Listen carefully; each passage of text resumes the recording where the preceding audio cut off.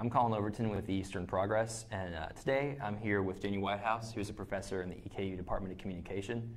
Today we're just talking about the lead up to this Trump rally and kind of people's comments or their fears about, whether or not him being here is in violation of free speech, or if EKU supports free speech by him even being here. So why is EKU allowed to let Trump come here and hold this rally? Well, Trump, like any politician, can come to a public university. A public university has on its campus spaces that are considered public forums. And in those public forums, people can rent out space. President Trump, on behalf of Congressman Andy Barr, is here to share his support and to talk about political issues. That is a First Amendment right that the president and everyone has. If someone wants to protest President Trump's presence, they have the opportunity to do so as well. So just as President Trump has the First Amendment freedom to speak at a public setting, the public has a right to also protest as well. List off some other examples for me of other entities or universities doing the same thing. Well, there have been universities across the country where there have been questions raised about whether or not certain types of speakers could be allowed on campus. And there have been particular concerns about speakers who engage in hate speech or who target particular groups.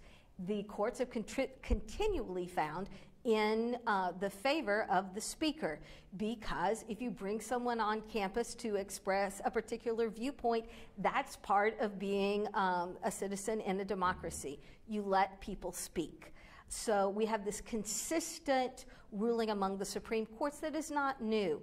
One of the classic examples dates back to the 1970s in the village of Skokie, Illinois. In Skokie, there was a large population of people who were Jewish.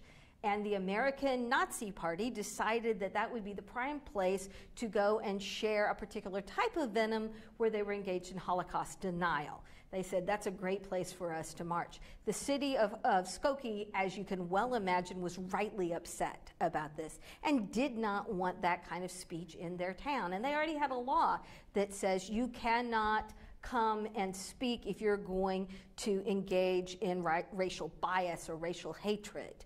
The Supreme Court said, you know what, that type of speech is repugnant to many, many people. In fact, the people on the court called it repugnant speech. But at the same time, if we live in a democracy, we have to let multiple viewpoints come and express themselves. So even someone who is expressing hate has free speech.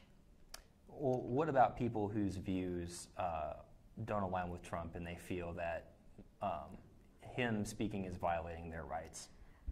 The same First Amendment that gives protesters the right to speak also gives President Trump the right to speak. And the First Amendment that allows President Trump to speak gives protesters the right to speak. So as part of being in a democracy, we get to hear other viewpoints even if we don't agree with them. And that's true on a college campus.